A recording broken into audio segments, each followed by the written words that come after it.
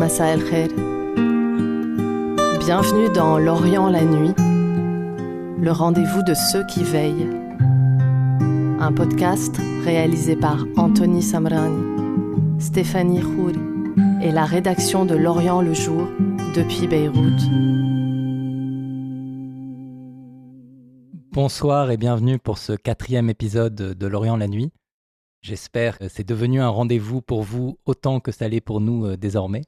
C'est un épisode un peu spécial ce soir puisque je suis seul aux manettes. Stéphanie malheureusement n'a pas pu être avec nous, mais je ne suis pas seul autour de la table et je vais avoir la chance de pouvoir discuter ce soir avec vous deux, Neila, Père Gabi. Bonsoir à tous les deux. Bonsoir. Bonsoir. On va parler d'un sujet ce soir qui a une très forte résonance au Liban, puisque le religieux s'invite à la fois dans l'intime, dans la vie spirituelle, mais également dans des questions identitaires et même dans des questions politiques. Que peut la foi face à la guerre ? C'est cette question extrêmement délicate à laquelle on va s'attaquer tous les trois ce soir. Est-ce qu'elle renforce vos convictions ? Est-ce que c'est dans ces moments-là que finalement on a le plus besoin de Dieu, peut-être aussi pour ne pas se sentir seul ? Ou est-ce qu'au contraire, être confronté à des choses aussi terribles vous fait à un moment douter ? C'est normalement le moment de l'émission où Stéphanie ou moi-même présentons les invités. Mais ce soir, on va faire un peu différemment. Et je vais vous demander, puisque vous vous connaissez assez bien l'un et l'autre, de dire en quelques phrases, pour nos auditeurs qui ne vous connaissent pas, comment vous présenteriez votre co-interlocuteur ce soir. Neila, est-ce que vous pouvez commencer ? Bien sûr. Alors, bonsoir. Je vous présente Père Gabriel Khairallah. Nous, on aime l'appeler, lui est un autre prêtre, et le gardien de la Révolution. Ou bien les guides aussi de la Révolution, parce qu'ils étaient très, très présents en 2019. Au moment de ce qu'on a appelé la Saoura au Liban.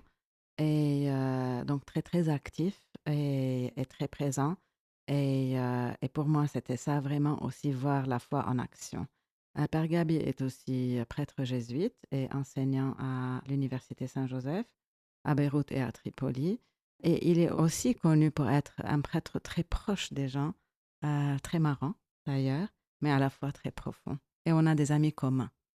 C'est une excellente présentation et je n'aurais pas pu faire mieux. Père Gabi, à toi ?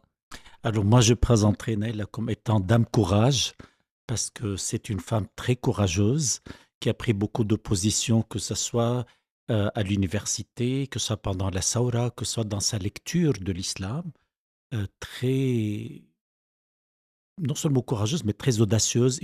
Tu as une lecture qui sort des chemins battus, tu as une pensée propre, une pensée critique très propre à toi, tu oses penser pas comme les autres. Si je dois te comparer une intellectuelle, je te comparerai à Hannah Arendt, que j'aime beaucoup, parce que vous avez toutes les deux ça en commun, que vous ne pensez pas comme les autres. Vous avez une pensée très propre, très critique, et qui sort des sentiers battus. Tu es très charismatique quand tu enseignes. Je t'ai invité souvent à mes cours. Tu es convaincante, avec beaucoup de douceur. Tu sais allier la pédagogie, la fermeté et la douceur en même temps. Et tu sais parler, faire advenir tes messages aux étudiants avec beaucoup de tact, beaucoup de finesse, sans les brusquer, et en même temps susciter un dialogue et une hospitalité entre toi et eux, quand bien même vous n'êtes pas d'accord. Et j'adore tes cours, j'adore t'écouter en cours. Tu es charismatique, en même temps tu ne cherches pas à manipuler ton auditoire, mais au contraire, à créer une écoute mutuelle entre toi et eux. Et ça, c'est ta qualité, une de tes qualités, l'écoute avec le courage. Tu es quelqu'un qui sait écouter et qui sait réfléchir sur lui-même. Oh, je crois que vous n'avez pas besoin de moi ce soir, hein, donc je vais vous laisser continuer l'émission. On va ajouter tout de même pour Neila que vous êtes cofondatrice et présidente exécutive de la Fondation Adiane, professeure universitaire et théologienne qui s'inscrit dans une tradition libérale. Je crois que c'est important. Avant de parler du sujet qui nous intéresse ce soir, j'aimerais vous interroger l'un et l'autre sur votre rapport à la foi et peut-être sur ce moment de la vie. Je ne sais pas si ça a été un moment en particulier ou si ça a été un processus où vous avez décidé de consacrer votre vie à Dieu. Expliquez-nous quel a été le cheminement, comment vous en êtes arrivé là. Neila, je t'en prie. En fait, oui, c'est vraiment un très, très long cheminement. Mais chez moi, c'est quelque chose qui me travaille dès que j'étais très, très petite. Je me souviens que j'étais enfant et que je regardais les autres enfants jouer et moi, je méditais sur la création du monde et sur qui est Dieu. Et donc, j'ai toujours eu ces questionnements et je lisais beaucoup, c'était la guerre, donc je lisais beaucoup de littérature. Et par la littérature, je suis arrivée à la mystique, que ce soit la mystique hindoue, musulmane ou chrétienne. Et par ça, j'ai su que ça, c'était cet appel intérieur que j'avais. Et j'ai toujours été intéressée par toutes les religions. Qu'est-ce que ça t'apportait à ce moment-là? C'est-à-dire que ça donnait du sens à ta vie? C'était un sentiment de transcendance? Comment tu le définirais? C'est plutôt une question de sens déjà et une question de sens dans les deux sens, donc de direction aussi. C'est que j'avais besoin d'une direction pour mon cheminement intérieur, pour voir que ma vie, elle a un sens, mais elle va dans un certain sens. Et ce certain sens, c'était un rapprochement. Donc la mystique ici, c'est le rapprochement du divin, mais un rapprochement aussi vers moi-même. Donc, tu as senti que plus tu t'approchais du divin, plus tu apprenais à te connaître aussi? Oui, et vice-versa aussi. Et Gabi, c'est quelque chose que tu ressens aussi? C'est-à-dire, c'est ce que Neila vient de te dire, c'est Saint Augustin quand il dit Dieu en moi-même plus que moi-même. Et c'est vrai, plus on approche de Dieu, plus on entre en soi. C'est ça l'universel. Si j'ose dire, je passe sous ton contrôle, Neila. C'est l'universalité de la mystique, quelque chose d'universel dans les deux mystiques chrétiennes, et même juives, chrétiennes, musulmanes et juives. C'est cette dialectique entre le divin et le personnel. Et je me retrouve là-dedans tout à fait. Tout à fait. Comment tu as pris la décision de devenir prêtre? À quel moment Alors, c'était dans ta vie? moi, je suis prêtre jésuite, je suis un ancien de Jamour. Donc, moi, c'était l'exemple de jésuites à Jamour que j'ai vu. C'était tous des Français qui étaient au Liban. Et ce que j'aimais chez eux, c'est la rigueur et surtout l'ouverture d'esprit. Alors, moi, comme Naël, là, je me posais des questions de sens. Je suis un fils de la guerre. La guerre a commencé, j'avais 5 ans. On habitait à l'époque dans un lieu à la montagne libanaise où il y avait beaucoup de confrontations. On voyait des gens mourir, des gens qu'on connaissait. Les obus pleuvaient autour de nous. Et peut-être quand on est enfant, on ne formule pas la question de sens comme on la formule maintenant adulte, mais on dit au fond, pourquoi tout ça? Quel est le sens de tout ça? Et cette question de sens, elle vient avec le temps. Et tu arrivais à trouver des réponses à ce moment-là? À ce moment-là, non, parce qu'en quête, moi, comme Naïla, je lisais beaucoup, donc on a ça en commun. Moi, j'étais quelqu'un qui dévore les livres. La question vient des livres. Pour moi, c'est la littérature. Pour toi, Naïla, c'est la mystique, c'est une forme de littérature. C'est l'apogée, c'est la poésie d'ailleurs.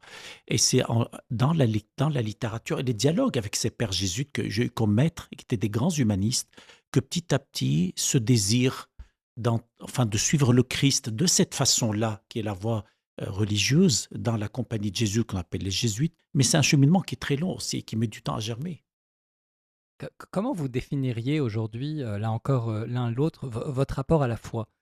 Est-ce que c'est quelque chose qui est évolutif? Est-ce que c'est quelque chose qui, dans des moments comme celui qu'on vient de vivre ces dernières semaines, est peut-être encore plus fort? Est-ce que vous priez davantage? Est-ce que vous en référez à Dieu plus que d'ordinaire?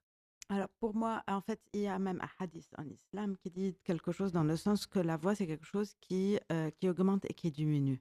Donc c'est pas quelque chose qui est statique, pas du tout.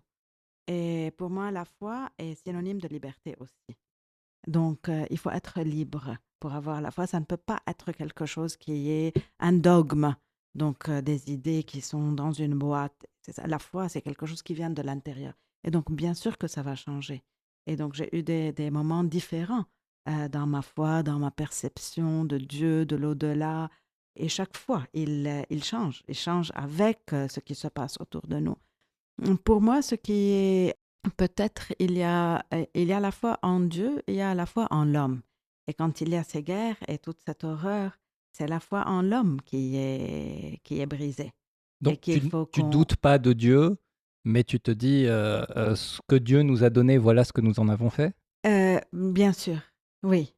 Oui, et puis si je doute, et ça c'est aussi le cheminement, le parcours soufi, c'est je doute de l'image que j'ai de Dieu. Mm. Et le parcours soufi, c'est un parcours où à chaque pas, on brise les idoles que nous avons faites nous-mêmes. Et donc, et chaque fois que je m'avance, j'enlève une image que j'ai du divin. pour toujours être ouverte à ce grand mystère. Père Gabi, je te vois hocher la tête énormément. C'est des paroles justement qui te parlent. Est-ce que toi aussi tu peux nous dire quel rôle joue la foi dans ton quotidien? Peut-être combien de temps, combien de fois tu pries justement par jour? Est-ce que tu en appelles à Dieu pour mieux comprendre ce que l'on vit, nous, à l'échelle libanaise, ou est-ce que tu te dis, laissons à Dieu ce qui est à Dieu et à César ce qui est à César? Alors, je me retrouve dans beaucoup de choses que dit Naïla, presque dans tout. C'est-à-dire la question du chemin. Jésus dit, je suis le chemin. Et quand on est en chemin, le propre d'une route, comment on a fait tu es un grand, je sais que tu es un grand marcheur. Je me souviens quand on a marché, tu es un menton. Je m'en souviens très bien. Voilà, le chemin, la marche, c'est quelque chose de dynamique. Et comme dit Naïla, c'est-à-dire quand on est en chemin, on change, on bouge. Il y a des moments de doute, il y a des moments de fatigue. C'est des hauts et des bas. Les certitudes et la foi, c'est antinomique. Et d'ailleurs, le mot foi...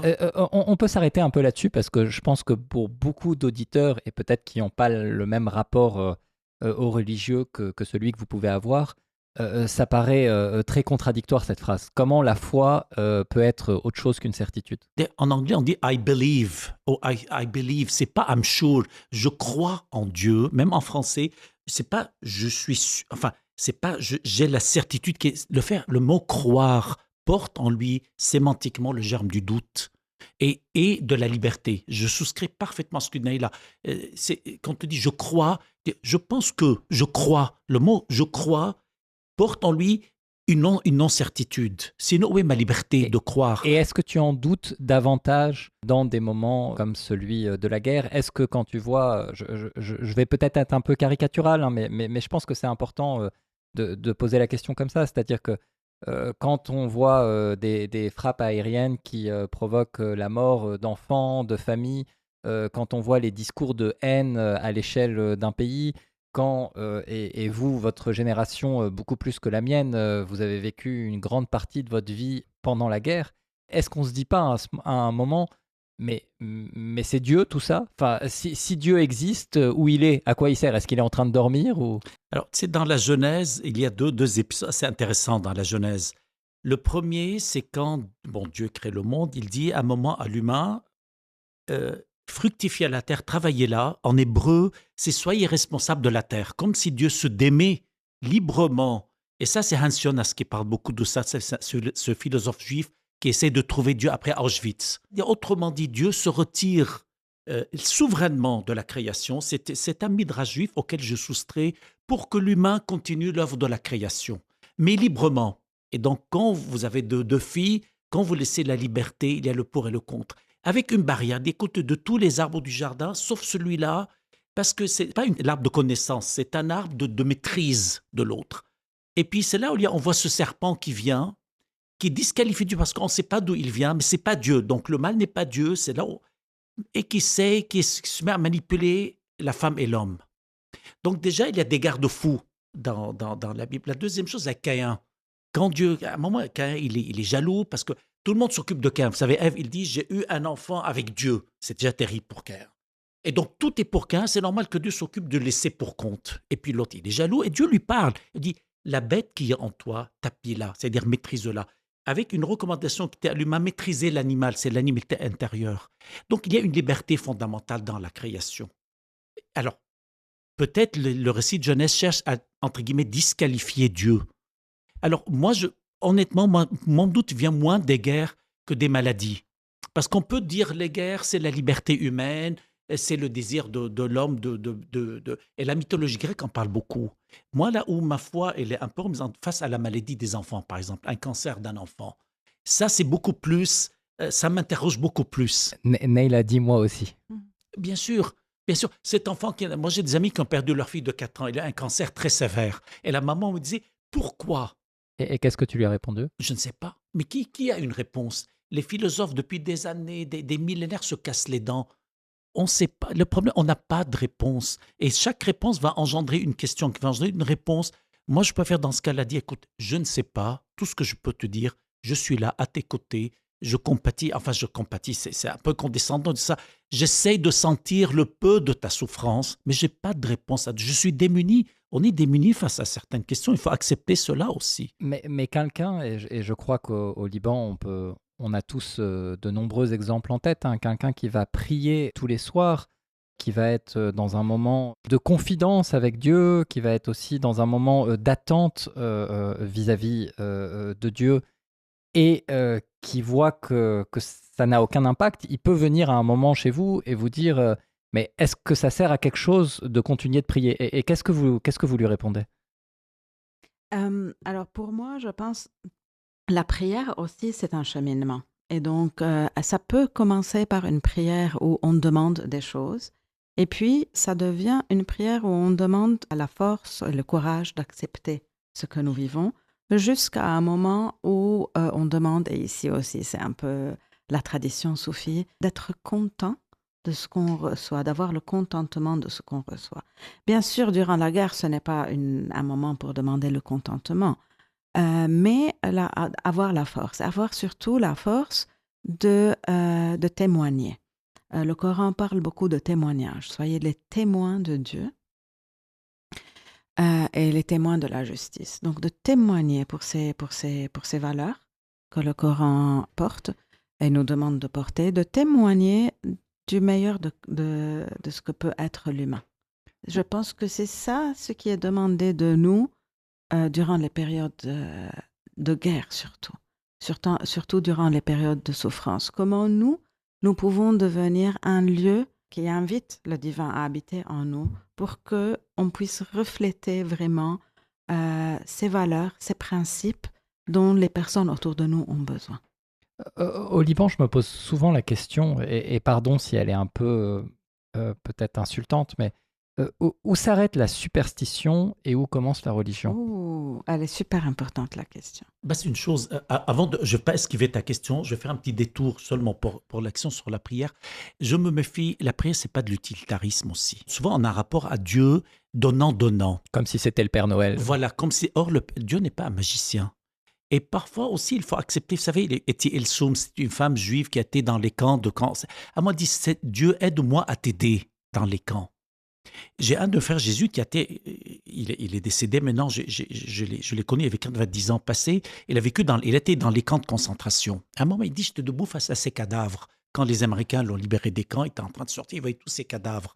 Je ne sais pas, c'était Birkenau dans lequel il était. On n'a pas de prière à ce moment, la prière, elle est silence. On n'a pas des mots pour le dire. Voyez-vous, la prière, c'est le cœur à cœur avec Dieu. Et ça, c'est là aussi le cours de la mystique. C'est être en cœur, c'est pas demander, donne-moi, je te donne, tu me donnes. Ça, c'est très grec. On est influencé par la culture grecque. Pourtant, j'adore la tragédie, la culture. Mais dans la pensée grecque, on implorait les dieux pour apaiser leur colère. Nos auditeurs grecs nous pardonneront. Non, mais c'était ça la tragédie grecque. Et les dieux se jouaient des humains. C'est pas le cas dans nos traditions monothéistes. Avant tout, c'est le cœur à cœur avec Dieu, c'est l'accueil de Dieu, c'est rendre grâce, c'est ça la prière.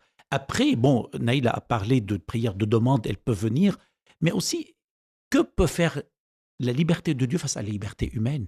Vous avez deux libertés, et moi, je ne pense pas en un Dieu qui intervient comme un magicien dans l'homme. L'homme et la femme, l'humain a sa liberté. Alors, la superstition, c'est le problème, comment calmer l'angoisse des gens? Face aux crises, en temps de crise, les gens, il y a une angoisse. Et pour moi, la superstition, c'est une demande, c'est une angoisse, c'est l'expression d'une angoisse. On écoute Michel Hayek, Leila Abdel-Latif, on dit on n'y croit pas, mais on est tous là à les écouter. Pour ceux qui ne les connaissent pas, ce sont des voyants très connus au Liban. Voilà. Alors le problème, oui, à la fois passe par la superstition. C'est un passage, la superstition. Un passage obligé? Obligé, non, mais ça peut être un passage. Le tout, est-ce qu'on y reste ou est-ce que petit à petit on s'en sort, voyez-vous? C'est-à-dire, la foi n'est pas un anxiolytique qui est là pour calmer mes angoisses. C'est là où parfois certains de mes frères en religion se plantent aussi. Et pour cela, donc, moi je suis mal à l'aise. Alors, en même temps, il y a les médiations humaines, qu'est-ce que vous voulez? Mais comment articuler les deux? Toute l'action et comment petit à petit sortir de la superstition pour entrer à la relation? Cette relation à Dieu. Là, je te laisse continuer, toi qui es dans le soufisme, Naïla. En fait, il y a une parole qui est attribuée à l'imam Ali, qui ressemble aussi à une parole de Rabi' al-Adawi, à la grande soufie. Et cette parole de l'imam Ali dit « Mon Dieu, je ne t'ai pas adoré par peur de ton enfer, parce que ça, c'est l'adoration des esclaves.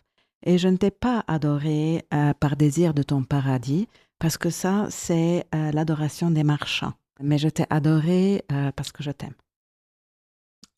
Sur ces très belles paroles, on va bien sûr continuer la conversation, mais juste avant, je vous propose d'écouter un reportage réalisé par notre journaliste Clara Haj. On est dans un pays où on a tendance à beaucoup mettre en avant le fait que les tensions sont très fortes, que les réfugiés ne sont pas très bien traités, que de nombreuses personnes ne veulent pas que certains réfugiés viennent chez eux, notamment aussi par peur d'être visés par les bombardements.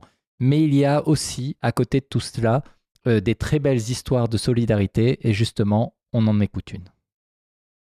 On est au creux de la vallée de Katyn, dans la région de Jezine, où se trouve le monastère Saint-Pierre et Saint-Paul. En temps normal, seulement 2 moines vivent ici, au milieu de cette forêt de pins. Mais depuis la reprise de la guerre, la petite communauté a décidé d'ouvrir ses portes à une quarantaine de déplacés. Le calme est parfois interrompu par le bruit des bombardements israéliens qui ont encore frappé la ville de Nabatiyeh aujourd'hui, à quelques kilomètres plus au sud. Mais ici, personne ne s'en inquiète. Il y a des enfants qui jouent sur le parvis, les parents qui boivent le café dehors, et le père Philémon qui nous attend dans le couvent. C'est un endroit calme, très calme. Surtout, c'est un endroit de méditation. Un peu isolé, mais nous sommes l'unique monastère ici qui a accueilli des gens. C'est la décision supérieure de la communauté. Nous ne pouvons pas aveugler, fermer nos yeux quand il y a des personnes sur la route. Tous que nous avons accueillis sont des musulmans, chiites. Mais notre porte est ouverte pour tous. Et nous vivons comme une seule famille ici. Et faire vivre cette grande famille demande une certaine logistique. Les salles de prière ont été aménagées en dortoir. Le père Boutros dort désormais dans son bureau pour laisser sa chambre à une famille. Le monastère vit quasiment en autosuffisance grâce à l'agriculture. Alors les hommes participent à la récolte des légumes, pendant qu'en cuisine, les femmes s'activent pour préparer le déjeuner. Quand nous sommes seuls ici, c'est la salle à manger pour nous. Mais maintenant, non. On mange avec eux, tous ensemble, le même plat. Couscous libanaise.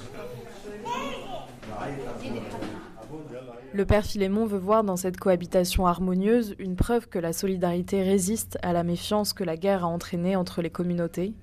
En ville, certains propriétaires ont refusé de louer à des déplacés chiites par peur d'héberger des membres du Hezbollah qui seraient ciblés par l'armée israélienne. Mais ici, il n'est pas question de chrétiens ou de musulmans. La spiritualité est partagée et elle est devenue la langue commune. Tu sais, les personnes, les Libanais, surtout les chrétiens qui n'ont pas vécu avec les musulmans, ils ont entendu les news et ils ont eu la peur d'accueillir. Le point commun, le plus important, est la paix. On veut vivre en paix ensemble. Est-ce que vous partagez des moments de prière, par exemple, ensemble ? Oui, le samedi, il y a quelques-uns qui viennent assister à la messe aussi avec nous. Et ils nous disent que nous ne savons pas que les chrétiens sont comme ça, comme vous. C'est la première fois qu'ils vivent avec une communauté chrétienne. Et avec des moines surtout. Parmi les personnes déplacées, il y a Suzanne Hamdan qui tient sa petite fille Tia dans les bras. Elles viennent d'un village situé seulement à 10 km de là, régulièrement pris pour cible par l'armée israélienne. Depuis qu'elles sont au monastère, Suzanne aime se joindre aux prières à l'église et faire vivre cette cohésion libanaise à laquelle elle a toujours cru.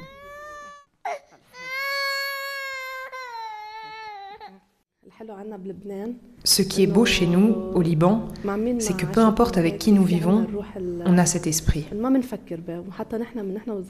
Depuis notre enfance, mon père n'a jamais fait la différence entre les communautés. Il ne dit pas là ce sont les chrétiens, là les musulmans.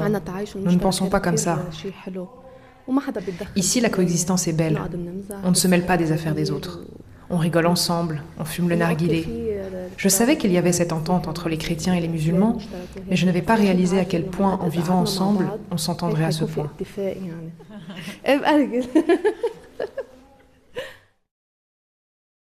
Neila, le dialogue islamo-chrétien, c'est un peu l'histoire de votre vie. Qu'est-ce qui vous inspire, ce reportage ? Bien sûr, il me rappelle la valeur fondamentale à laquelle je crois, c'est la solidarité intercommunautaire. Pour moi, c'est de plus en plus fondamental pour restaurer notre humanité. C'est cette solidarité qui va au-delà de mon groupe. Donc, comment je peux être solidaire avec des personnes qui appartiennent à un autre groupe, à une autre religion, à une autre nationalité. Et c'est ça ce que nous vivons en fait au Liban depuis des années. Il y a eu toute une campagne qui était contre les réfugiés syriens.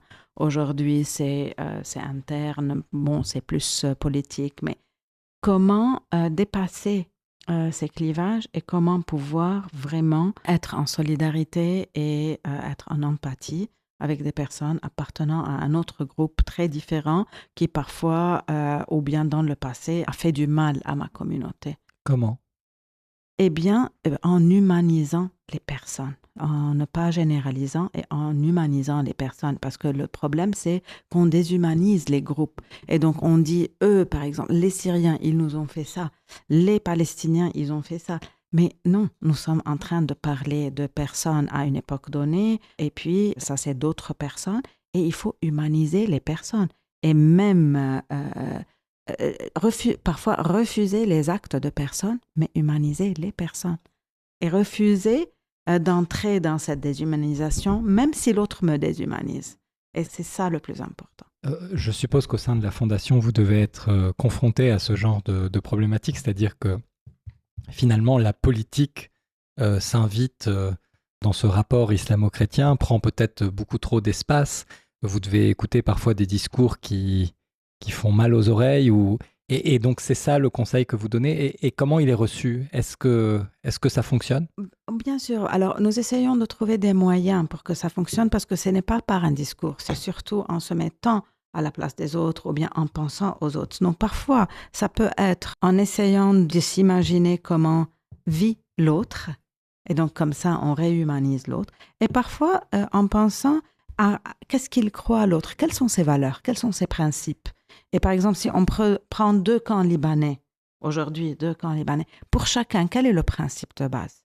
Le principe peut-être, c'est la liberté, la libération, mais celui-là veut être libéré d'un pouvoir externe et celui-là veut être libéré d'un autre pouvoir externe. Alors, quand les deux voient que, en fait, il y a certains principes que nous avons en commun, mais que nous expliquons différemment, ça met déjà quelque chose au milieu de la table sur laquelle on peut se retrouver et commencer à discuter. Vous avez réussi récemment à... Pardon, je passe du vous au tu, j'ai remarqué durant le... Mais vous avez réussi à faire tomber des murs au cours de ces dernières semaines, ces derniers mois, des gens qui venaient peut-être avec une espèce d'hostilité l'un envers l'autre et qui, à force de conversation, se sont regardés différemment. Oui. Est-ce que vous pouvez nous donner un exemple ? Oui, par exemple, nous avons voulu pour le 25 mars avoir une rencontre pour notre communauté, donc les personnes qui se retrouvent dans l'un des réseaux d'Adiane. Donc ceux qui ont voulu, c'était sur Zoom, mais on a fait des travaux de groupe et on a demandé à chacun de se mettre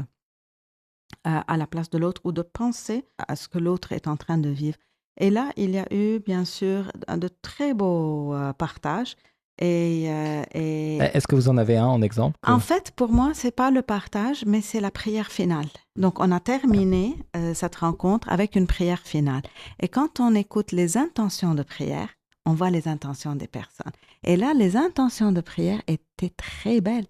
C'était des intentions de prière qui parlaient de l'autre comme de soi. Et donc, qui avaient fait une place à l'intérieur de soi et à l'intérieur de sa propre prière à l'autre qui est d'un autre camp.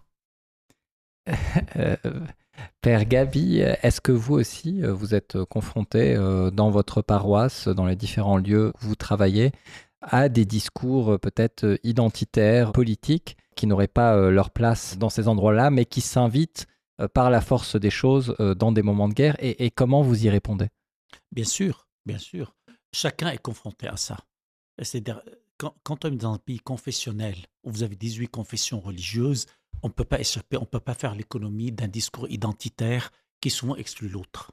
Alors, je vais rebondir sur l'idée à laquelle je souscris parfaitement, c'est humaniser l'autre. Et le problème, ce qui nous guette, c'est la déshumanisation de l'autre. Et on le voit dans le conflit israélo-palestinien, par exemple, à Gaza.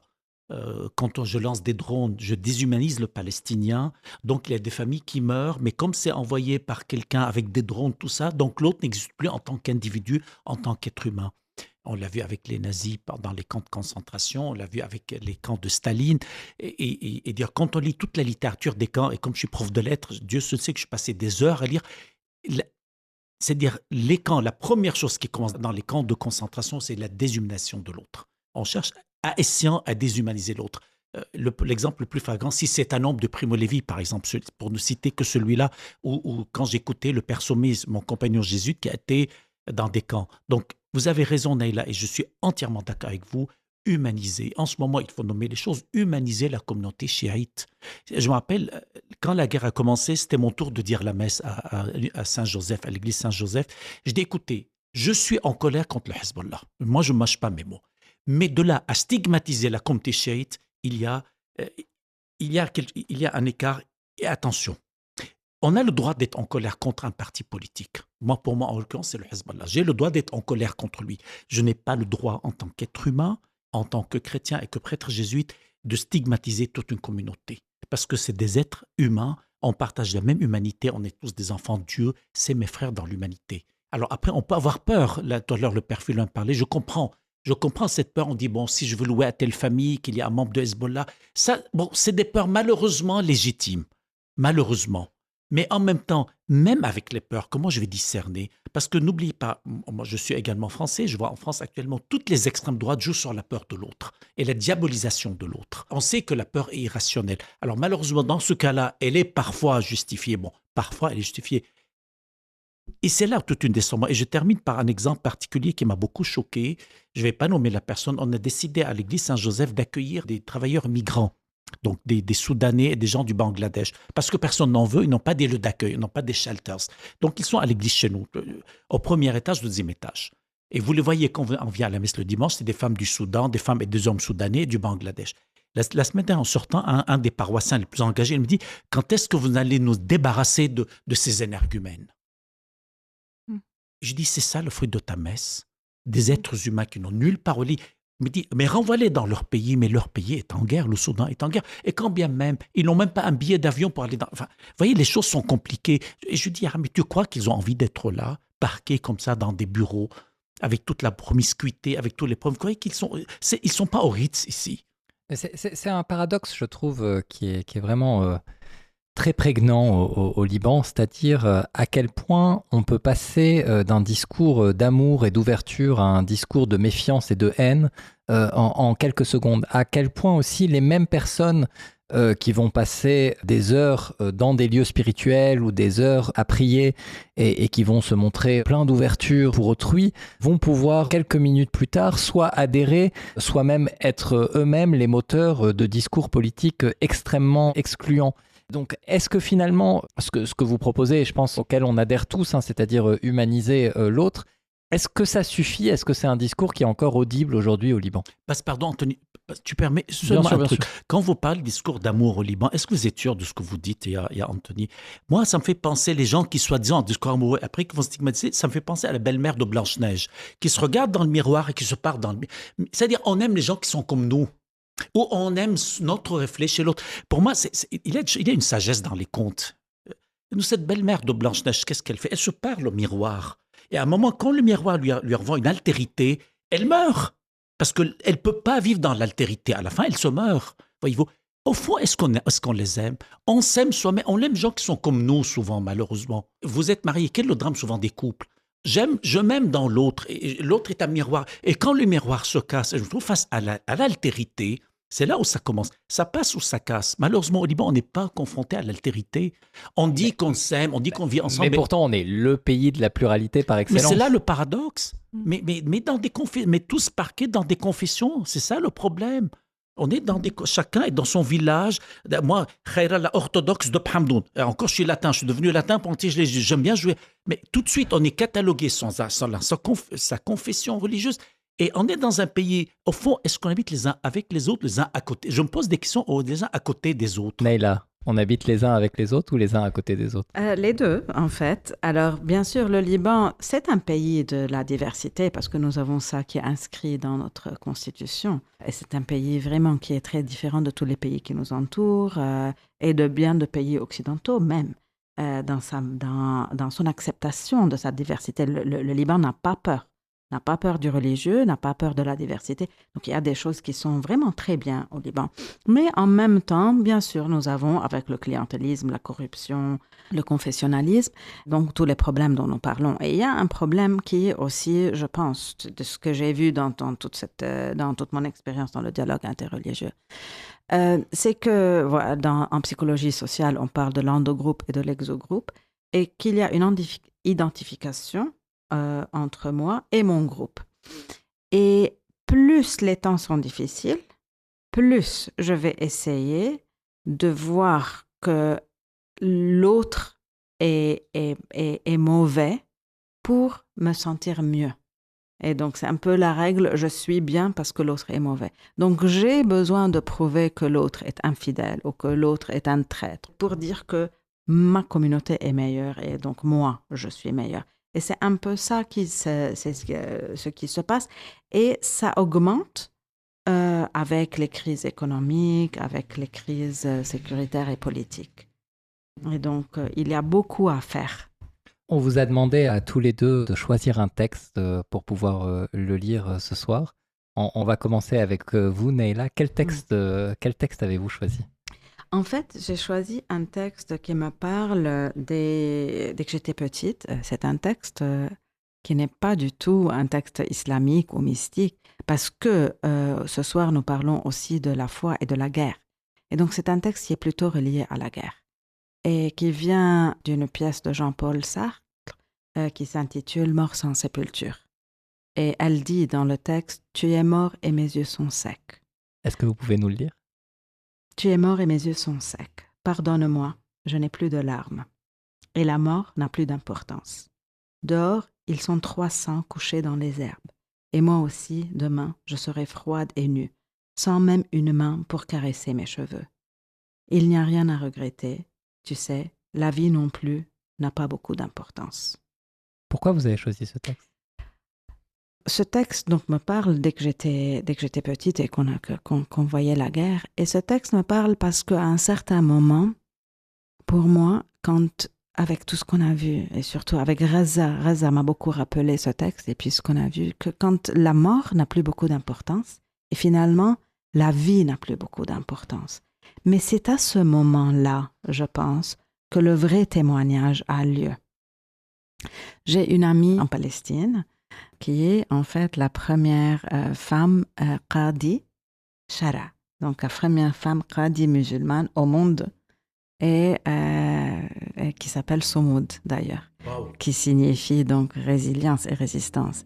Et elle m'a dit une phrase, elle m'a dit « Quand la mort et la vie deviennent égaux, ont le même sens, c'est là que se manifeste réellement le Soumoud, la résistance et la résilience. » Père Gabi, de votre côté, quel texte vous avez choisi? Alors, c'est une prière qui a été trouvée sur un juif, qu'on a trouvé dans un camp de concentration. On pense que c'était un juif qui l'a écrit. Alors ça commence. On sait pas, c'est un auteur anonyme. « Paix à tous les hommes de mauvaise volonté. Que cesse toute vengeance et tout appel au châtiment. Les crimes dépassent toute mesure. Il y a trop de martyrs. Aussi, ne mesure pas leurs souffrances au poids de ta justice, Seigneur, et ne laisse pas ces souffrances à la charge des bourreaux pour leur faire payer une terrible facture. Que tout soit payé d'une autre manière. Inscris en faveur des bourreaux, des délateurs, des traîtres et de tout homme de mauvaise volonté le courage et la force spirituelle des autres, leur humilité, leur dignité, leur lutte intérieure constante et leur indicible espérance. Le sourire qui étanche leurs larmes, leur amour, leur cœur brisé qui demeure ferme et confiant à la mort même, oui, jusqu'au moment de la plus extrême faiblesse. Que tout cela soit dépassé devant toi, ô Seigneur, pour le pardon des péchés, comme un ronçant pour la triomphe des justes, de la justice. que le bien soit compté, non le mal, et que les victimes restent dans le souvenir de tous ceux qui les persécutent, non comme un cauchemar, non comme des spectres attachés à leurs pas, mais comme des soutiens dans leur propre effort pour réduire la furie de leur passion criminelle. Nous ne demandons rien de plus. Et quand tout cela sera fini, donne aux victimes de vivre, Seigneur, hommes parmi les hommes, et que la paix revienne sur notre pauvre terre, paix pour tous les hommes de bonne volonté et pour tous les autres. Alors, je ne vais pas demander pourquoi vous avez choisi ce texte, parce que pour le coup, ça me semble encore plus évident. On va désormais écouter une chanson interprétée par Tania Cassis, qui est un mélange de prières musulmanes et de l'Ave Maria chrétien. C'est magnifique et on écoute ça tous ensemble.